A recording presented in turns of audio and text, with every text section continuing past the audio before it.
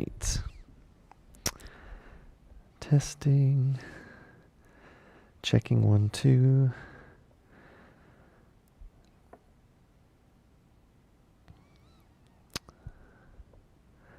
I don't know if we are live yet. Oh, there we are, live on YouTube. Live on Facebook. And I think we're live on... There we go. So, I think we're live, maybe? I'm just going to check the audio here. Live on. So, okay. Happy Wednesday, everybody. If you're watching, you can comment and let me know. Let me know who's there, because I can't necessarily see your name unless you type a comment out. But yes, I am watching on YouTube and Facebook and the website. So good evening. Welcome back to our Wednesday night Bible studies. I think I see, Don and Joy, excited to be studying another book of the Bible. Sweet. Oh, Kathy is watching from Lethbridge. That's cool. Dave and Ann are watching on Facebook. Anna is on Facebook. Awesome. Well, we'll just give it a minute and let people hop on. I see a couple. We'll just let people find it, I guess. Oh, Harold and Ann Dreger are watching. Leah's watching. Great.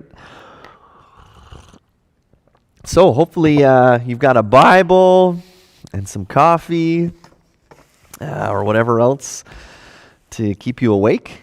I promise I'm not as tired as I was when we went through the book of Revelation. So yeah, I'd be curious to how many of you watched Revelation when we went through. Oh, the Hillises are watching and the Siemens are watching online. Sweet.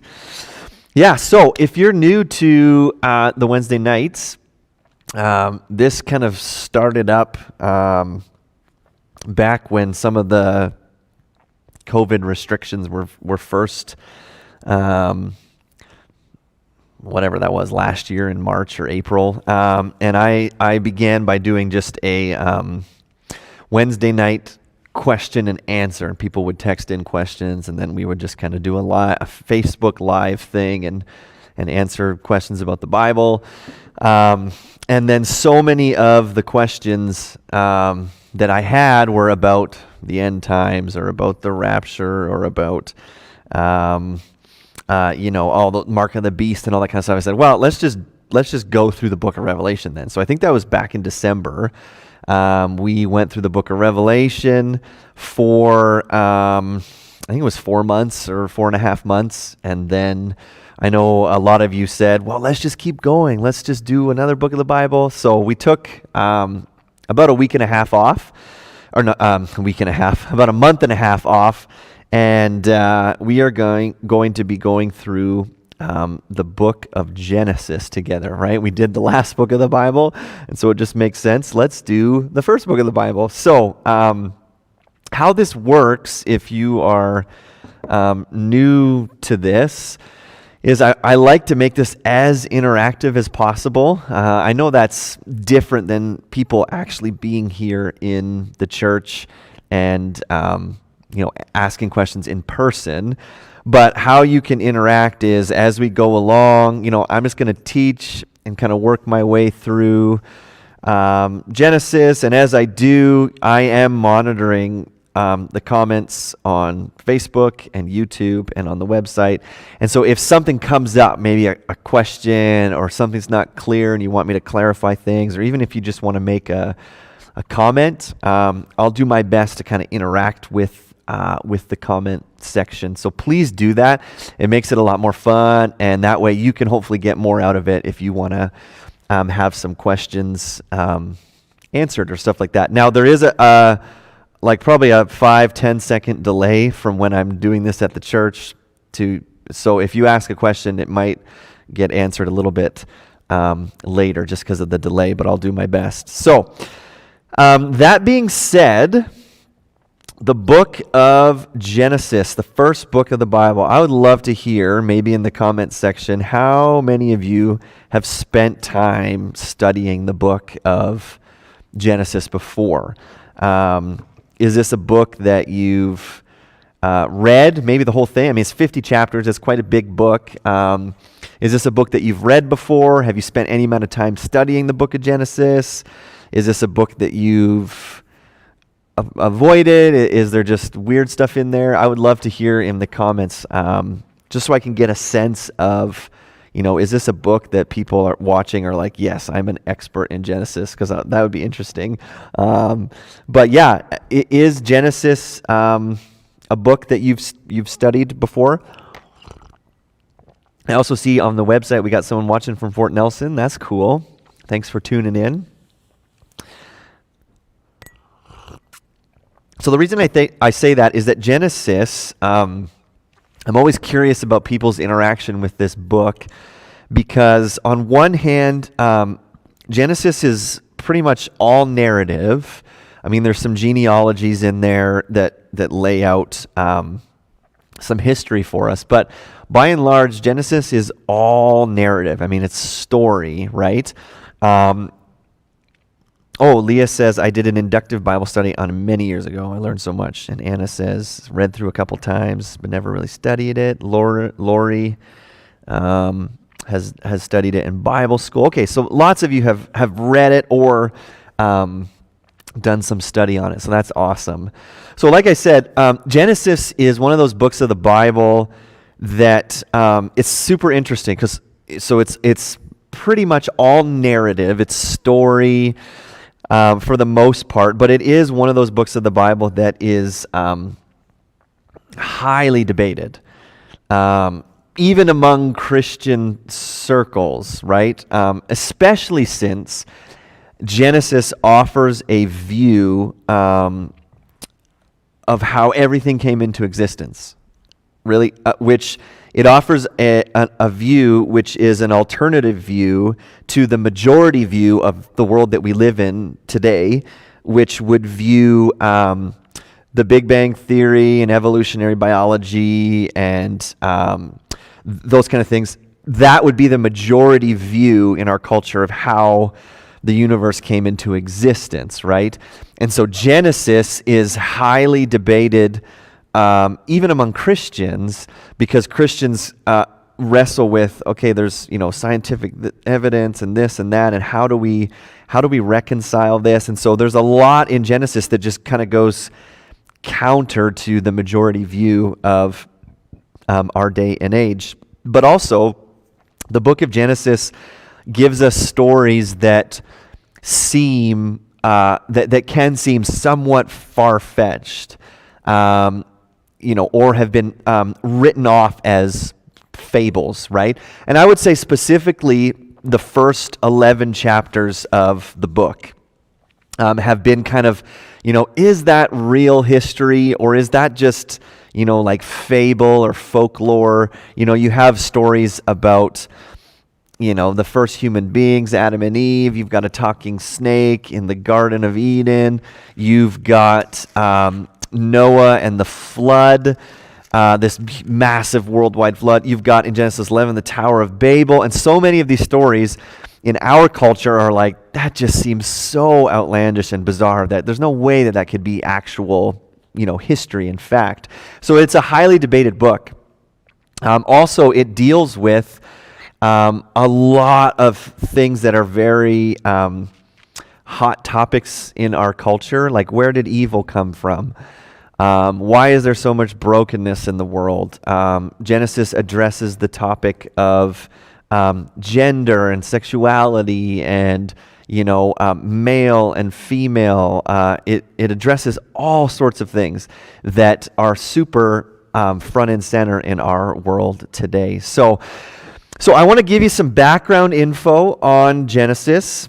Really, tonight we're probably only going to get through the first two verses, Genesis 1, verses 1 and 2. There's just a lot of background stuff that I think will help us, and I'm hoping that next week we'll go through, the 6 days of creation, and we'll start picking up some speed, but we want to lay some groundwork right out of the gate. So I might use the whiteboard, and at any point, if you want me to repeat something, please just comment. So Genesis was written by Moses, and it's a part of the Pentateuch, which is the first 5 books of the Bible, called the law, essentially, for the Israelites. So Genesis, Exodus, Leviticus, Numbers, and Deuteronomy have traditionally, and most scholars agree, those 5 books of the Bible were written by Moses. And that is the law, right? And so Genesis, the word Genesis in the Hebrew language, the book Genesis is simply called Bereshit. That's the Hebrew word for Genesis. So if you were to ask an ancient Israelite, right, what's the first book of the Pentateuch?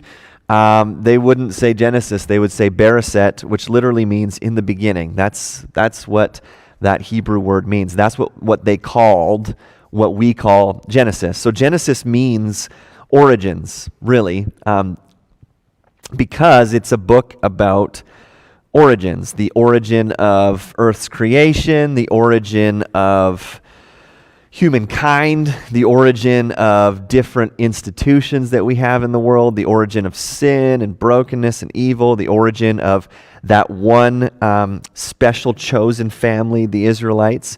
And so really, it's a fitting name, Genesis meaning origins, because it lays the groundwork for all of the origins of all of these different things that we have in the world. Now, there is some debate about when exactly did Moses write this book. When did he write Genesis? Because there's debate about, well, when exactly did Moses live?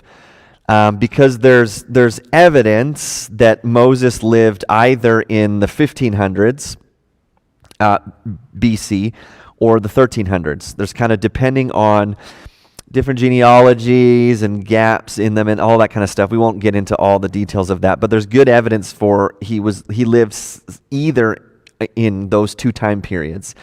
And there's some interesting things like the flood story that we have in Genesis. It finds parallels in different nations' flood stories that were written in the 1600s BC. The genealogies that we find in Genesis chapter 5 and chapter 11, they find a really neat parallel in the Sumerian king list that was dated at around 1900 BC. So there's some like parallels to other ancient literature that helps us maybe date when this book was written. But whatever date, right? We're not going to spend a ton of time on that. Whatever date is preferred for Moses and him writing the Pentateuch, we know for sure that at least several centuries had separated him, Moses, from the patriarchs of Israel. So you think about when I say patriarchs of Israel, I mean Abraham, Isaac, Jacob. Those patriarchs were long dead. And then, Moses comes on the scene, and then he begins to write the Pentateuch, these 5 books of the law. And so what that means is that stories about the patriarchs and about the origins of all these things would have been passed on by word of mouth. Now, for us, we don't live in a oral culture. So what I mean by that is, like, if you think about some cultures even today, they pass on history orally. And so, the father, the grandfather shares the stories of their ancestors with the father, who in turn shares that with his kids, and then they share that with his kids. And in the ancient world, that was common practice. How stories and history was passed down was orally, by and large. And so that can seem kind of foreign to us because we're very much a written culture. We pass things down either in writing, and now it's in technology and things like that. But this is just how this happened. So even in Moses' day, even probably when he was growing up and before he actually wrote it down, he probably heard these stories passed on orally about where how the world came into existence. He probably heard stories about the great flood. He probably heard stories about the Tower of Babel, and that is just how history was passed down from generation to generation. So at some point then, and we're going to get into this in a minute, Moses then compiled this, guided by the Holy Spirit, and he wrote what we have as the book of Genesis. So Genesis is actually split into two really clear sections. You've got chapter 1 to 11, which is sometimes called the primeval history. Not evil like sin, primeval meaning like, I don't even know how to explain it. So it's like the beginning history, right? Before civilization, like primeval. So that's Genesis 1 to 11. Genesis 1 to 11 contains a lot of the highly debated things, right? Creation, the flood, the Tower of Babel, all of these kind of very foundational stories to the Christian worldview. And then chapters 12 to 50 are the second section of the book, and that specifically concerns the family line of Abraham. So you'll notice in chapter 12, it switches from kind of telling this general story of humankind to zooming in now onto one specific family line. And then you get into the story of the patriarchs, right? Abraham, Isaac, Jacob, Israel, right? You get into those kind of stories. So Genesis 1 to 11 then describes the history of humanity as a whole. And then Genesis 12 to 50, it's okay. So the first 11 chapters really sets the stage, in a way, for Genesis 12 to 50, which is, okay, the God who called Abraham, remember from Genesis 1 to 11, this is the one true God. Because look at this history, this primeval history of him creating and dealing with humanity. So in reality, chapters 1 to 11 is almost like a preface that provides, here's the universal setting for, here's the universal worldwide setting and the problem of sin and evil. And then now we're going to zoom in, and here's the particular call of Abraham with which God is going to provide the solution to this universal problem, essentially. Now, so what's fascinating, though, is that chapters 1 to 11 covers a span of, at a minimum, 2,000 years. 2,000 at a minimum, and I'll get into why I'm saying that, because there's debate. But chapters 1 to 11, at a minimum, covers 2,000 years of human history, crammed into 11 chapters. So that's a ton of history. By comparison, chapters 12 to 50 covers 350 years. So you think about it, you've got like almost 40 chapters that goes into great detail of 350 years of history. And at the beginning, you've got 11 chapters that cover 2,000 years of history. So just massive time span covered in just 11 short chapters. So clearly, there's a lot of history that happens that we don't have recorded in those 11 chapters. We have very specific stories and points in the story recorded because it reveals really important worldview issues. But that's a lot of human history that is crammed into those 11 chapters. So what it does, and like I said, we're going to spend a good chunk of time in these first 11 chapters. So what it does is it lays down a groundwork for a worldview. And so a worldview essentially is It's exactly what it sounds like. It's a way that you view the world. And a worldview asks and answers like really important questions. Where did we come from? Right? Who are we? What is the main problem? What is the solution to that? A worldview kind of frames up the answers for all of those questions. And so what Genesis 1 to 11 does is it lays down a groundwork for an alternative worldview story, and it intends to offer the true story of not only Israel, but actually the whole world. Because you need to hear, and we're going to get into this in a minute, that even in ancient times, there were a massive number of worldview stories, depending on which ancient nation you lived in. If you lived in Samaria, if you lived in Babylon, if you lived in Egypt, each one of those nations had a creation story that framed up their worldview. And so what Genesis was here is Moses for the Israelites laying down, here is what our worldview is. So we're going to get into that more because it's really important.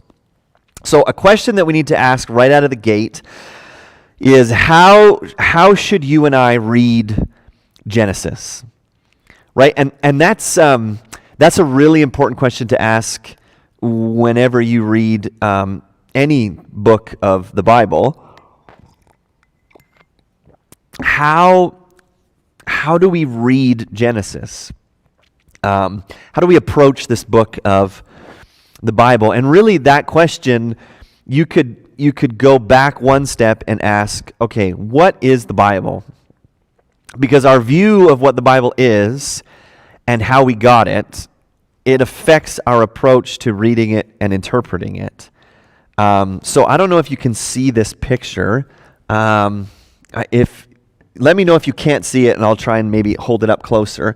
But it's two hands, and the two hands are drawing each other, right? Let me know if you can see it. But this is a famous picture drawn. Actually, I'd be interested. Does anyone know the artist who drew this? And don't cheat. You can't Google it. But does anyone know? I won't give it away.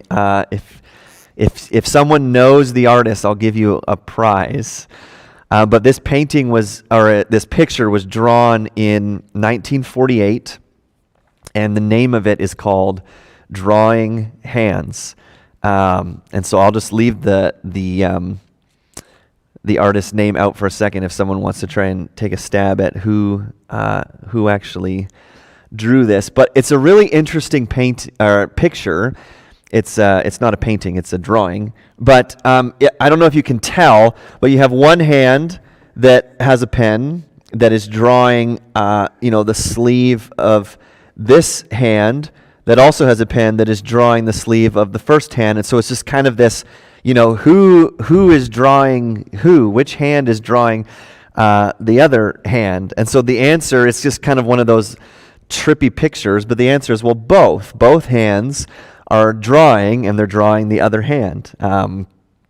So I think I really like that picture because I think in some ways it helps us answer the question, well, who wrote the Bible? Oh, Bern got it. Bernie Buchert texted me. Heidi, his wife, said that it's Escher. You're right. It's M.C. Escher. Wow, way to go. Text in the answer. Yes, this is M.C. Escher, and you should look him up. He has some really interesting drawings. So anyways, the reason I wanted to bring that up is because some people get confused when we ask, well, who wrote the Bible? Right? Was it written by God, or was it written by humans? And the answer, I don't know why, but my brain goes to this. The answer is, well, it's both. Like, well, who's drawing who? Well, both. Both hands are drawing each other. And so, well, who wrote the Bible? Did God write the Bible, or did humans write the Bible? And the answer is both. Right? So here's why this is important. I think sometimes Christians, we have this idea that, we believe, and I do too, Christians believe that the Bible is inspired by God, right? It is breathed out. That's what Timothy says, or Paul says in Timothy. All Scripture is breathed out by God. But I think sometimes we make a mistake when we believe that, because the Bible is God's Word, it's written by Him, we have this view that the Bible just kind of floated down from heaven and landed in our laps. And, that's because God wrote the Bible. And that's not what happened. Or I think sometimes we think, okay, so Moses wrote Genesis, so he must have just been sitting, and then all of a sudden the Holy Spirit overtook him, and, he was in a trance, and he wrote out, the book of Genesis because God was guiding his hand. That's actually not what happened either. The book of Genesis did not, fall from heaven. And usually, actually, anytime a story is given about, we received this book directly from heaven, usually it turns out that that's a cult, right? Think about Mormonism. I found these gold plates directly from heaven, and it gave me secret knowledge. That's what Mormons believe the Book of Mormon comes from. So we didn't get our Bible that way. The book of Genesis, so for instance, was written by Moses. He was a human author, and he wrote down stories that were passed down orally about the origins of the world and the patriarchs and the nation of Israel, and he wrote them down. And what's miraculous is that the Holy Spirit guided that process so that these are the very words of God, inspired and inerrant. So what that means is, that's not a scandalous thing that, oh no, Moses wrote this down, right? And he wasn't possessed by the Holy Spirit. No, he just wrote down history. It's not scandalous. That actually makes the Bible even more miraculous, that God himself guided the authors of the Bible, and there are no contradictions, and there is one unifying story and message, even though the Bible is written by 40 or so authors over the span of 2,000 years. Right? And so, Moses writes the law, and then you have the prophets who write down their things, and they're all regular human people writing down things, right? And God, in his sovereignty, guides that process so that we have the Bible inspired by God, and there's no contradictions. It's one unifying story and message, even though there's all these authors involved. So I think that actually makes the Bible more fascinating than if it had just, fell from heaven and here God says, here's what you need to know. I think it's so much more miraculous that human authors, regular human people, wrote the Bible. So what that means, though, is as we approach Genesis, Moses wrote the book of Genesis. Who was the intended audience? It was the nation of Israel, right? This was their worldview. So you have to think about that. Moses wasn't thinking about you and I when he wrote this down, right? He wasn't concerned with, someday, 4,000 years later or whatever, people in Fort St. John are going to be studying this book. He probably wasn't thinking about that at all. Moses was writing down this history narrative for the nation of Israel to frame up their worldview, right? Moses was not concerned about refuting Darwinism when he wrote Genesis 1 and 2.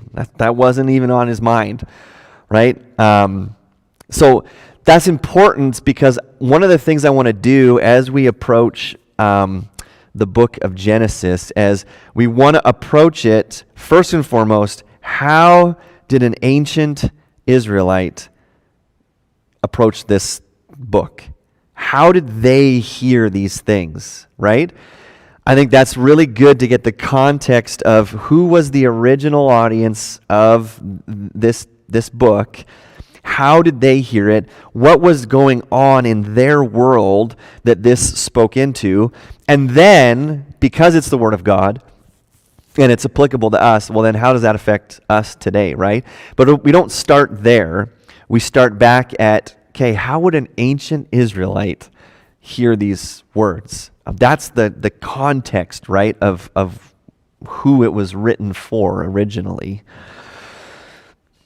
So here's the deal. Oh, I've seen a few comments as well. Suzanne watching from the island, and Baburam is watching from Nepal. Yes, we will pray at the end, Baburam, for your some health issues. We will absolutely pray for you before we finish up.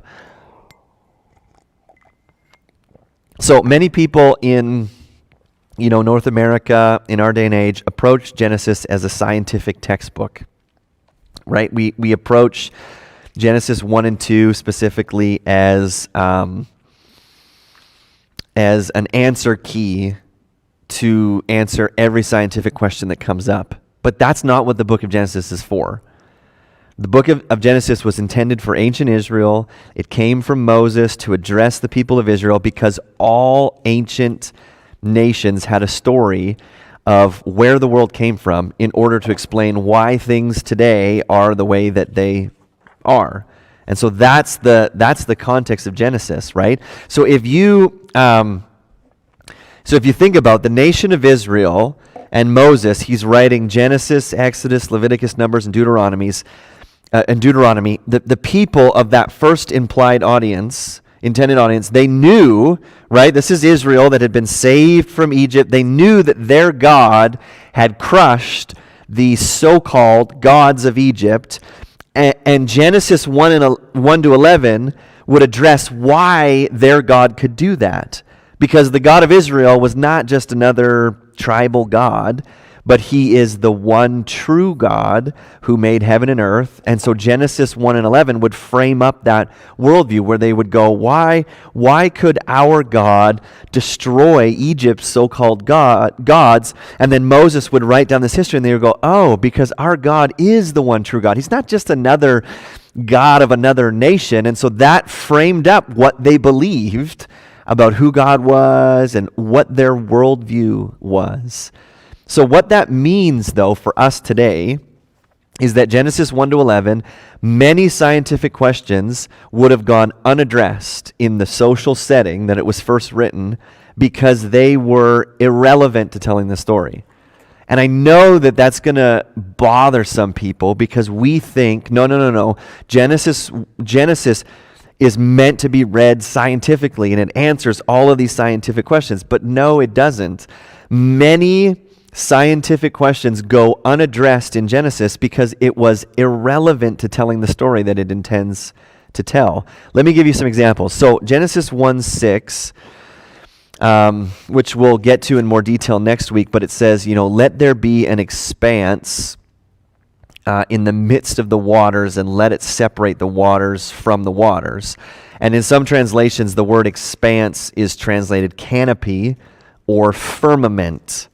And so that word firmament, literally, it's meant to describe something that's solid, right?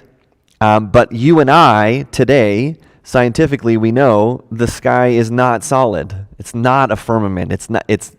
You can fly right up through the sky, right, into outer space. It's not solid. And so we go, well, wait a second. Genesis 1:6 says that it's a firmament. Well, listen, it doesn't matter because God revealed himself and he revealed creation in a way that ancient Israelites would have understood. Every ancient person believed that the sky was solid. And so God reveals himself in a way that they would understand, right? So it's not a scientific textbook. It's not saying, okay, the sky is actually different layers of gas, and the higher up you go, the less oxygen there is. God's not interested in teaching ancient Israel that. He just calls it a firmament because that's what they would have understood, right? Another question that really bothers a lot of people is, where did Cain get his wife? Right? So Exodus, Genesis 4, it says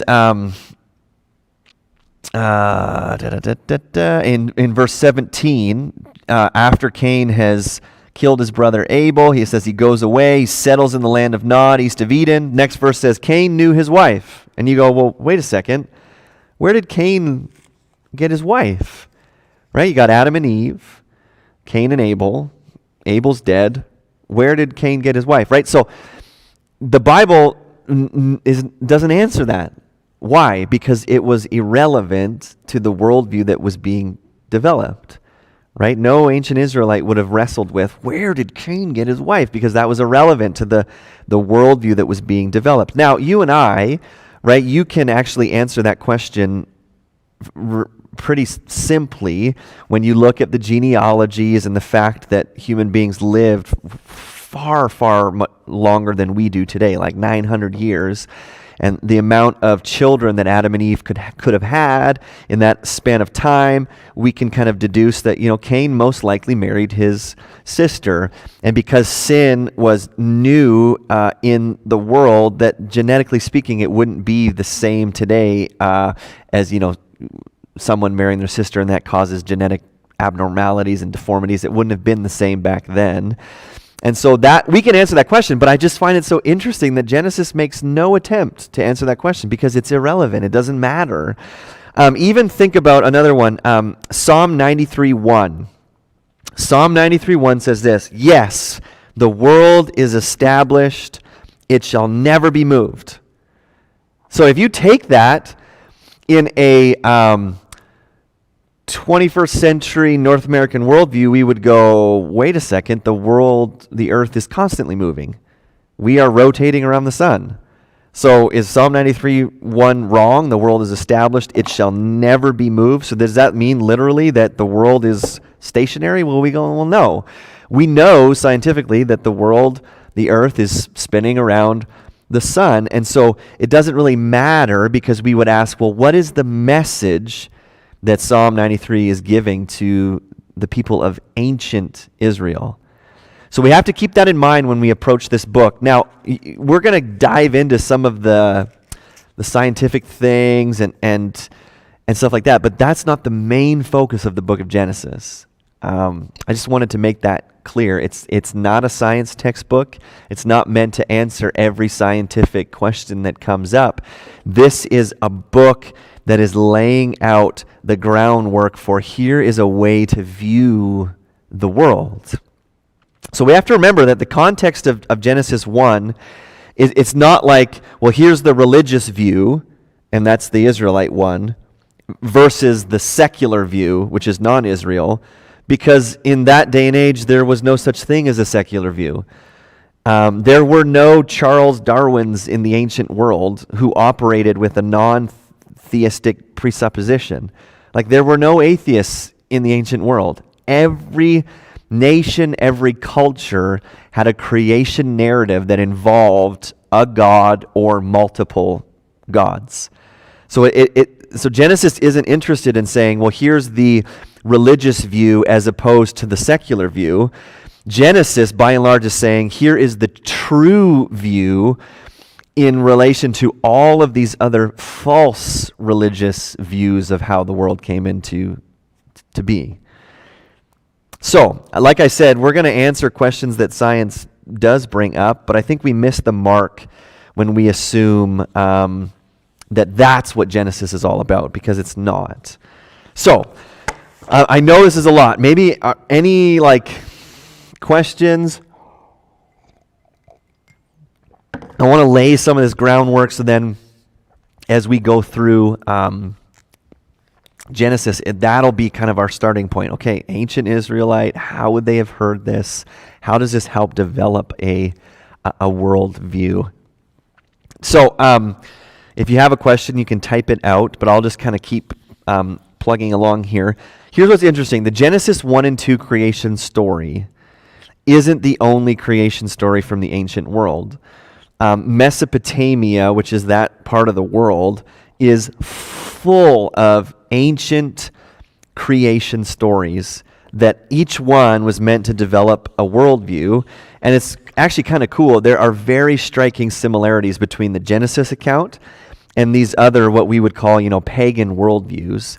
But also there's some very stunning differences that we're going to get into. Like between Genesis 1 and 2, and then all of these other creation narratives, there's a lot of overlap, but then Genesis 1 and 2 stands apart from all of these other ones in some very important ways. So you have, I'll give you a few. So you have something that's called the Sumerian king list, and that's from around the 18th century BC. And so how that was laid out was creation was just assumed. And then you had this line of kings that came down out of heaven, a series of 8 kings in 5 cities. In the Sumerian king list, you have a flood that happens that kind of wipes out everything. And then the kingship is reestablished after the flood. And then these dynasties exist that lead up to modern times. But it's so interesting, right? In this Sumerian creation story, you have a flood, just like in Genesis, and you have kind of a recreation after the flood, just like in Genesis. There's another ancient creation narrative called the Atrahasis epic. Maybe I'll just write that out if you want to know how to look that up. But that's also from around the 18th century. It's called the Atrahasis epic from the 18th century. And it's this one's super fascinating. So this is their creation narrative. It says, when the gods... there was a time when the gods, instead of man, did the work, and they bore the load.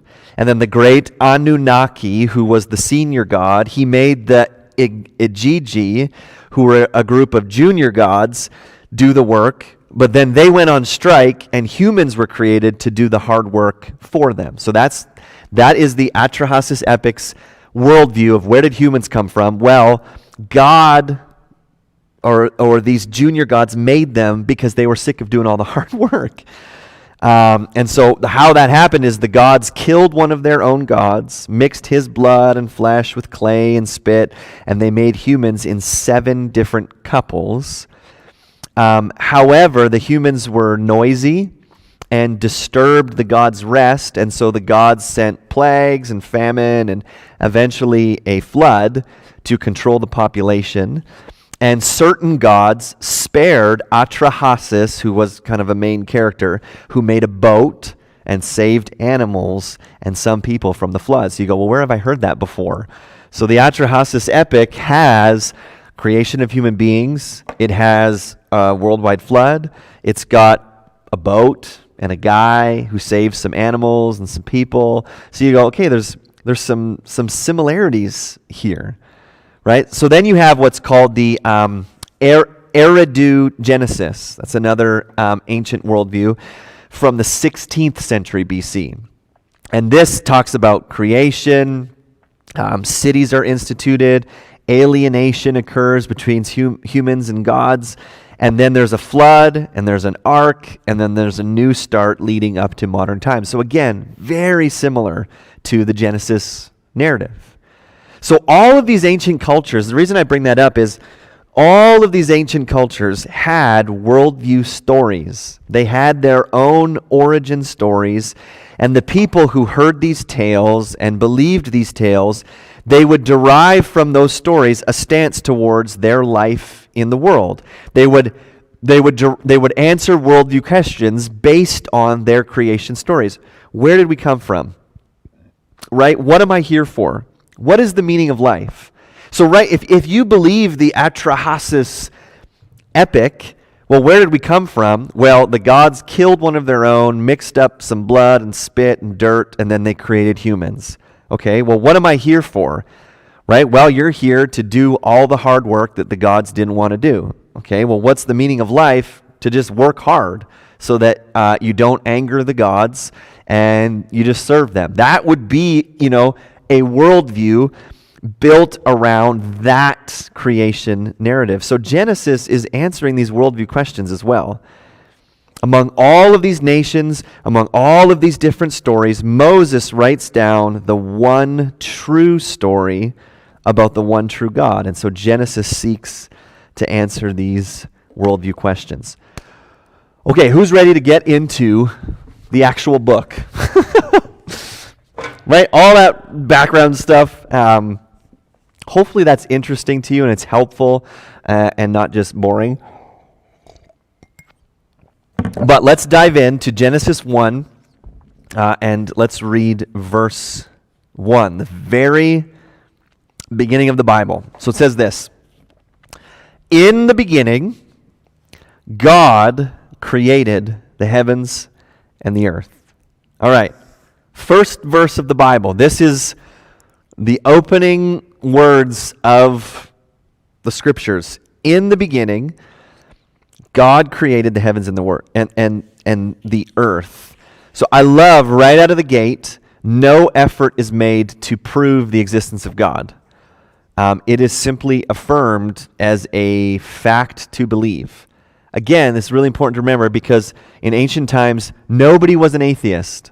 That is a new idea, right? That, well, maybe there's not a God. In the ancient world, nobody was an atheist. So Moses didn't have to spend time developing an apologetic for why God exists because everyone in the ancient world knew that there was either a God or gods, right? And so I love that right out of the gate, no effort is made to prove the existence of God. It's simply affirmed, well, that's a fact. In the beginning, there's a God, right? And then as you dive into this book, it's almost like, okay, well, now let us show you who this God is and what he's like, and that he's actually the only God. So in the beginning, right, that's a really important phrase, in the beginning. And that confirms that there was a starting point to the universe. The universe had a beginning, right? And Genesis 1 affirms that, and it's interesting. Science has actually confirmed that as well. For many, many years, scientists used to believe that the universe was eternal. They believed that the universe has always existed. It is eternal. There wasn't a starting point. But now science has actually confirmed that no. The universe had a beginning. It's not eternal, which, Christians were like, yeah, we already knew that.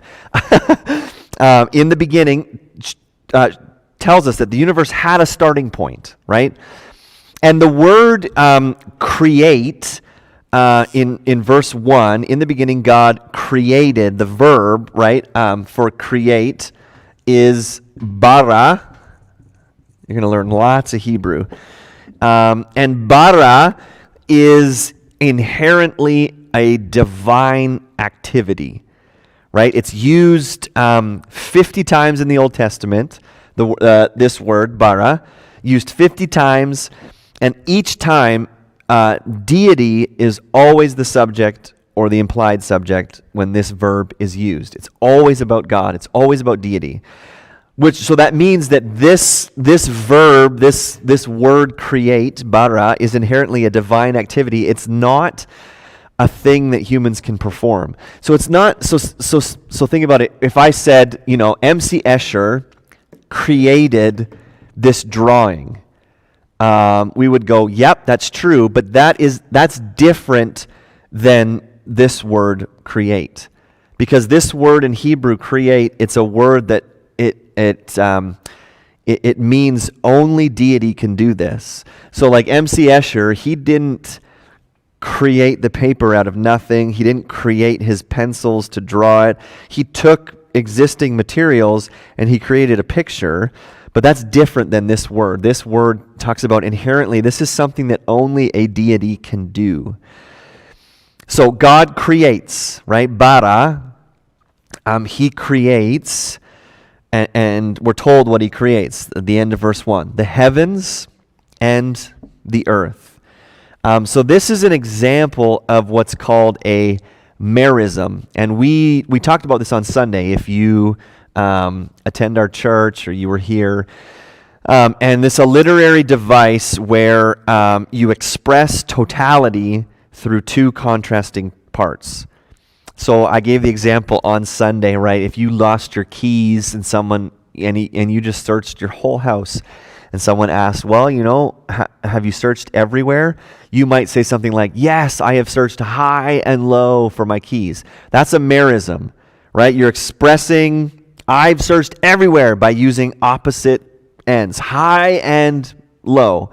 And I gave the example too of our wedding vows, right? The classic wedding vows, for richer or for poor, in sickness and in health, for better or for worse, right? And what you're doing is you're expressing that in any circumstance, you're expressing totality for all of life by using these opposite extremes of rich, poor, healthy, sick, good, bad, right? So when it says that God created the heavens and the earth, that's a merism, basically saying, well, what did God create? Well, he created everything. In the beginning, God created everything, and that's expressed in he created the heavens and the earth. So here's what's fascinating about this, okay?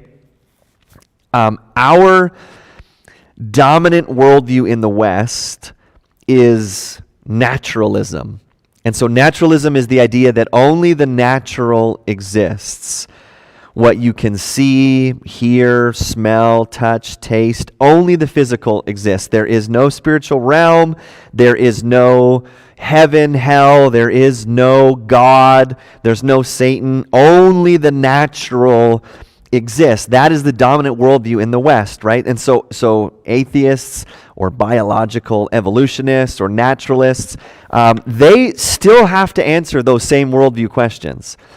Right? And so the main view is, well, billions of years ago, the Big Bang happened, and over billions of years of biological evolution, right, we are where we are. So you started with, a blob of cells, an amoeba, and over time, over billions of years, it evolved into a tadpole, a frog, right? And so that's the idea of evolutionary biology, that everything just kind of came from nothing, essentially, because only the natural exists, right? There is no God, there is no intelligent design, it's all just the natural world. But here's what's interesting.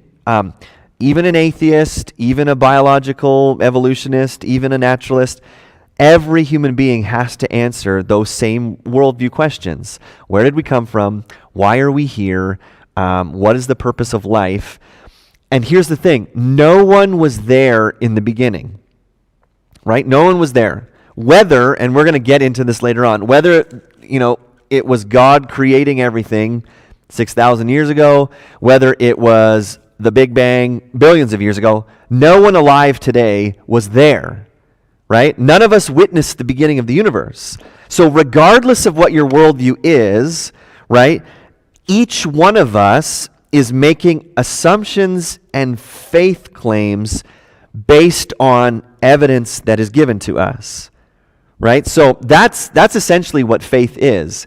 Faith, we have the idea of, and sometimes our culture throws this out. Well, faith, and what we mean is like blind faith. Faith is believing when there is zero evidence. That is not faith. That is not a biblical view of faith. Faith is not just believing something when there is zero evidence for it.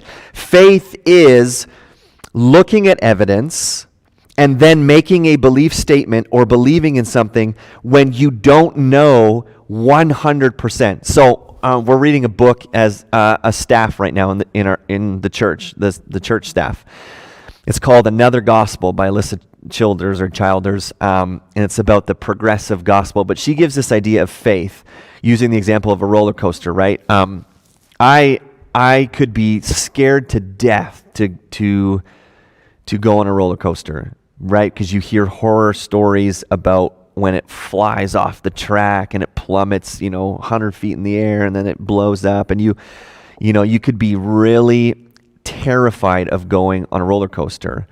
But if you looked into the evidence, you could talk about, the fact of how roller coasters are made and the safety standards that exist, and how their roller coasters are safety checks are done on them every month, and the steel beams are actually X-rayed to look for cracks in them and then parts are replaced, and you can talk about how all of these safety measures exist, and based on that, then based on evidence, you make a faith decision to get on a roller coaster. You could still fly off and crash and die because it's happened, but you've looked at the evidence, right? And you've made a faith step to get on the roller coaster. So faith is not just this blind, well, I hope it's real and there's zero evidence for it. Faith is looking at evidence that exists and then making a decision that you're going to believe in that based on the evidence. So even think about Christianity. I believe that Jesus is the Son of God, that he lived, that he was crucified, and that he was raised from the dead. I believe that not because I'm crossing my fingers and, well, there's zero evidence for it and I hope it's true. No, I believe it because there were eyewitness accounts to his resurrection. Over 500 people saw Jesus alive. There is eyewitness accounts for his crucifixion, the fact that the Romans were experts at killing people, the fact that Josephus and Pliny the Younger and Tacitus, all these other non-Christian historians record that Jesus was a real person, right? So you look at all the evidence, and then you make a faith decision to believe in that. So listen, atheists and naturalists and evolutionary biologists have to do the same thing, right? It actually cracks me up when you hear a guy like Richard Dawkins or some of these high-profile atheists, saying with absolute fact that the Earth is 6 billion years old and evolution is a fact, and it's well, you can't claim that. You weren't there. You can make those statements, but those are faith statements based on what you believe to be evidence that backs it up. So the naturalist's worldview of where everything came from is nobody times nothing equals everything, right? And so I know that sounds really silly, but you take nobody because there is no God, and you times it by nothing because they'll tell you there was nothing in the universe, and that produced everything that we see today. Now, you could probably see that logically that makes absolutely no sense.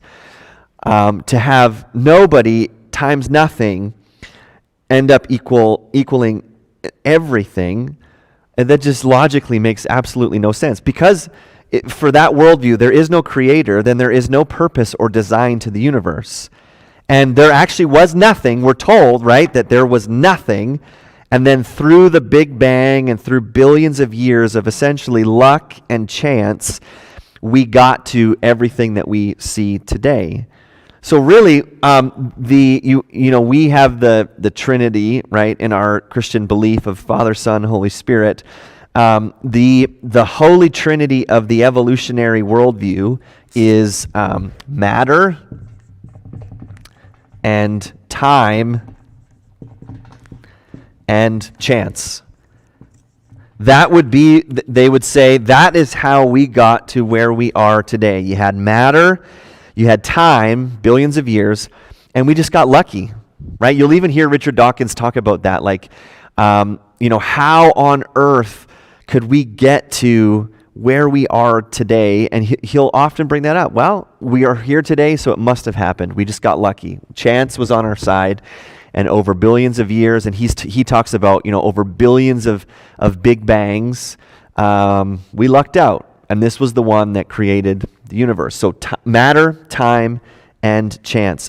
Jacques Monod, who is a Nobel Prize winner in biochemistry, he said this: "Man is alone in the universe's unfeeling immensity, out of which he emerged by chance.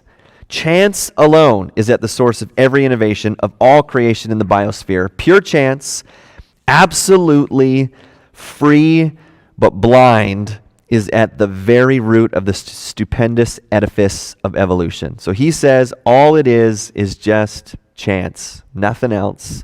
That's how we got here. So here's the thing, though. If you begin to kind of think logically and think critically, chance is not a force, So chance cannot be the cause of anything. The only legitimate use of the word chance is when it comes to mathematical probability, right? And so if you think about, you flip a coin again and again and again, what would you say? Well, there's a 50-50 chance that it will come up tails.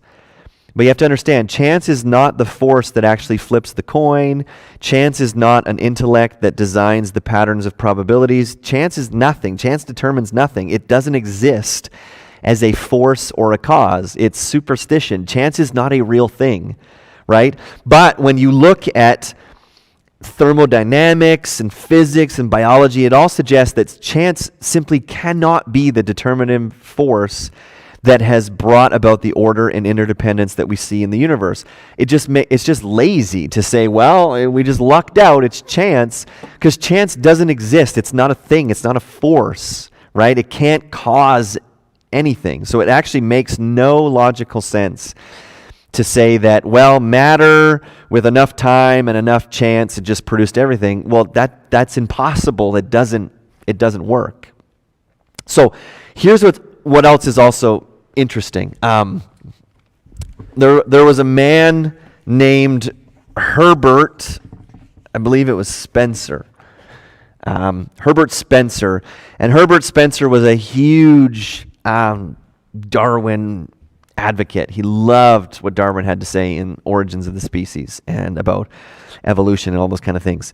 And he said that there were 5 scientific ideas or categories that compromise everything about scientific examination. So he said there's 5 big categories with which we can, kind of determine everything. You got time, you have force,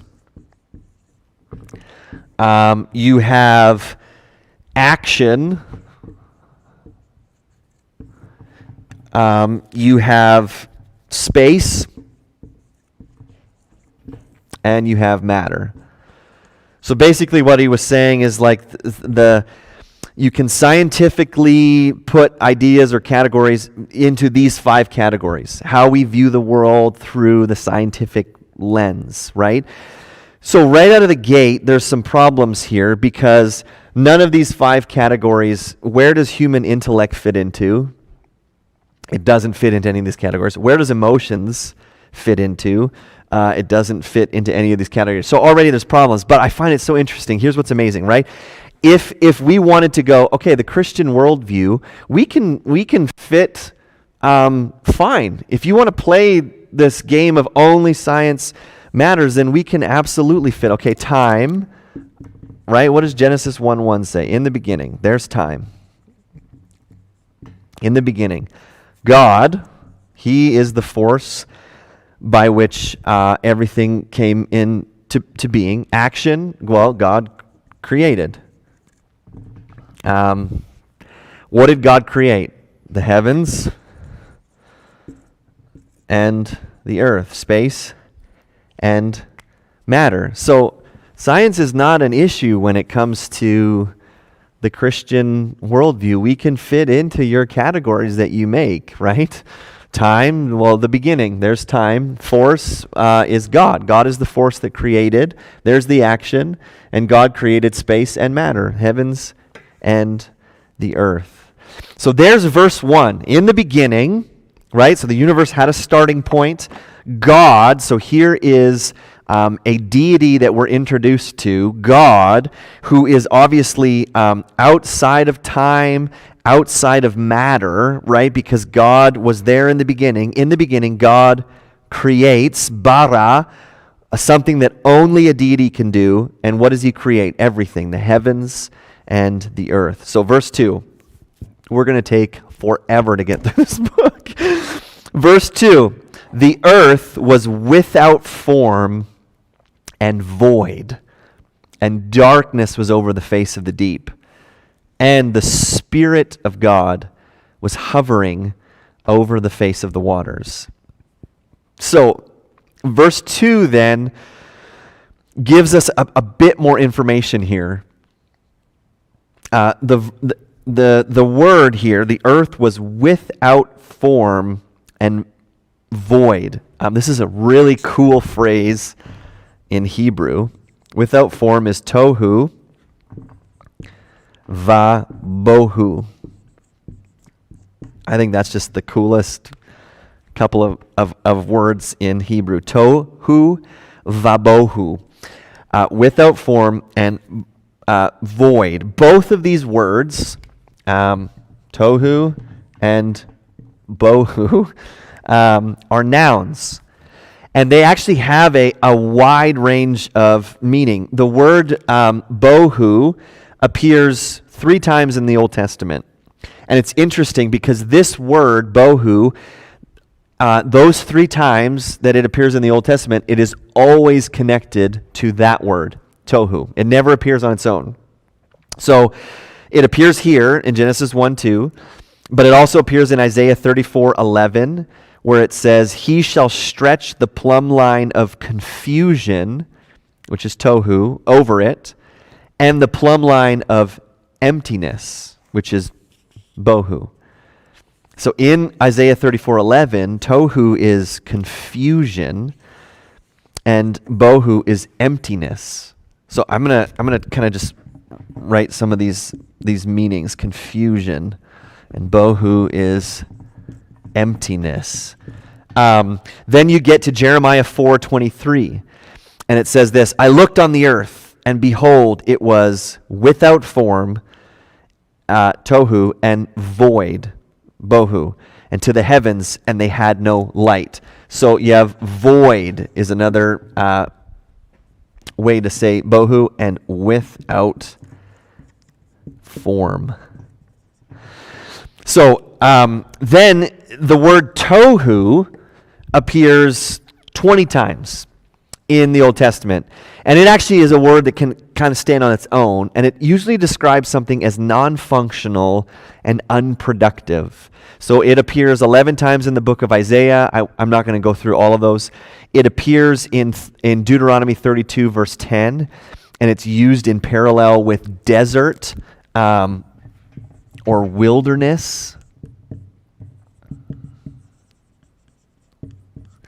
And then it's used in Job 6:18, and it indicates a desert. It's used in Isaiah 24:10 to describe a deserted city, which is interesting. And figuratively, this word is used to describe something without substance or reality or something being groundless. So you're going to go, okay, what is verse 2 getting at? So God creates the heavens and the earth, and the earth is without form and void. The earth is confusion. It's desert. It's wilderness. It's empty. It's void.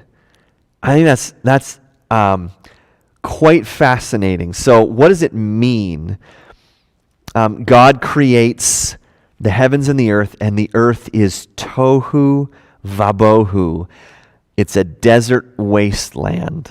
It's without form and void.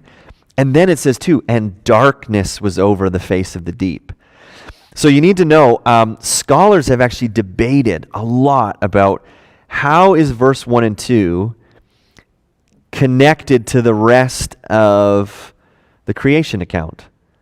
Does verse 1 and 2 describe something that came to be after God created an originally perfect universe?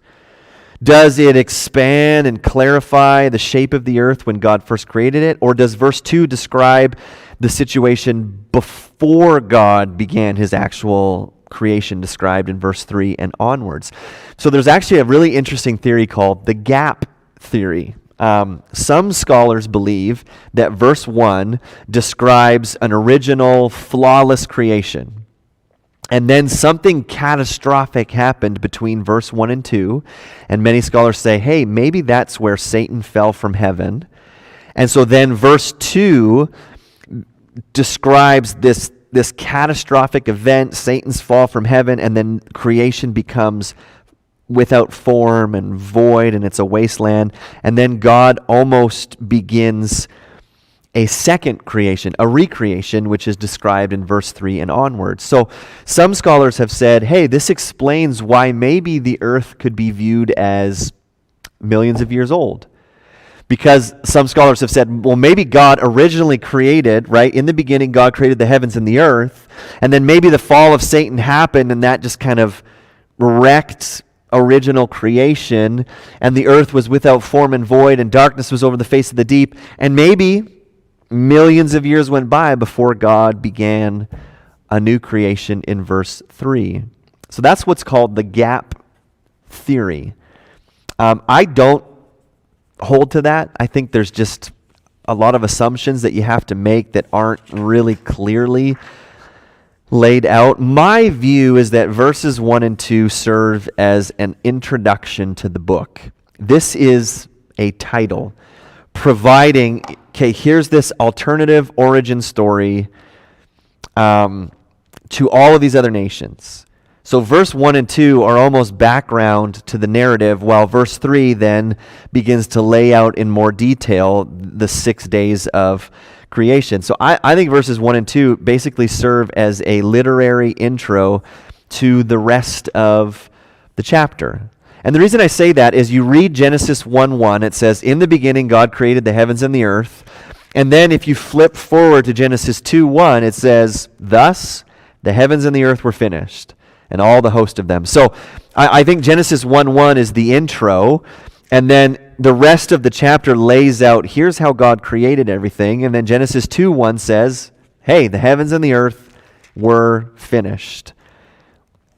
Now here's why verses 1 and 2 is there, I think, as this intro, is that the ancient world thought in terms of naming, separating, and assigning functions and roles in an ordered system.